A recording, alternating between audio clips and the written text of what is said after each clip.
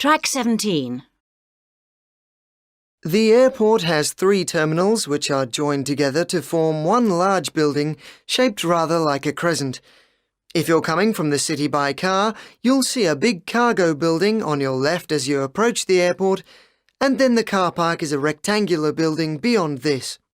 You can park your car there and then make your way back into the terminals using the pedestrian walkway.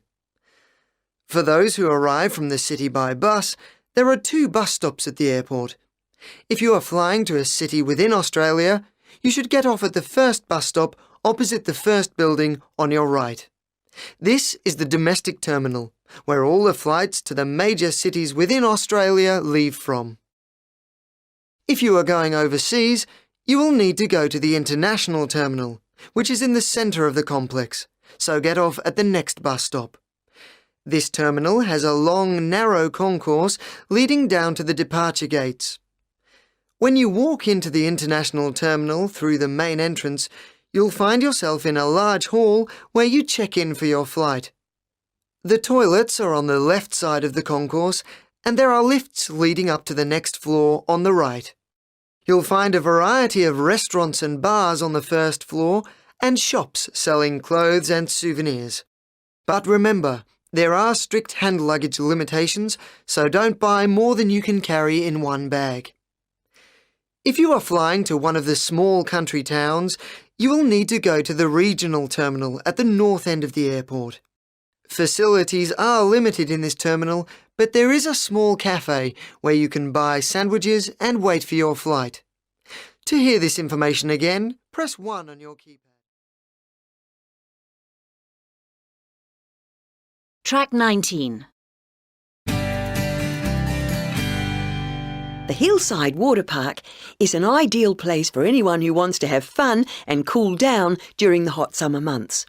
It is open 7 days a week from 7 a.m. to 8:30 p.m, and the enthusiastic staff are ready to help you enjoy your visit. So, how do you get there?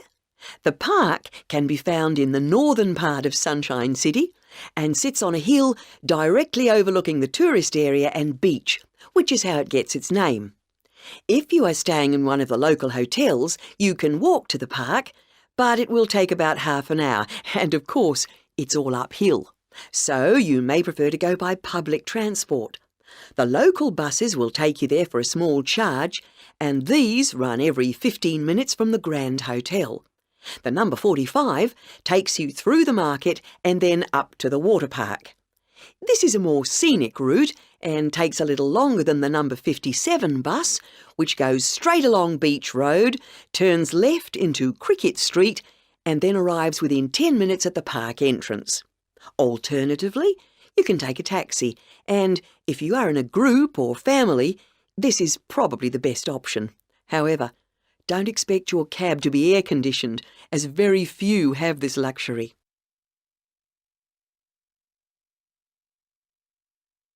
When you arrive, the entrance is at the south end of the park, just to the right of the coach park.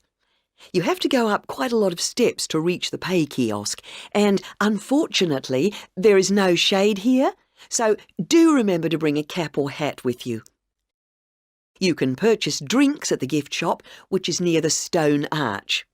The main part of the park consists of a circular waterway, and you can have great fun here floating round on a large inflatable ring. These are available everywhere, but if it's so crowded that you can't find one, go to the lifeguard's hut at the north end of the park.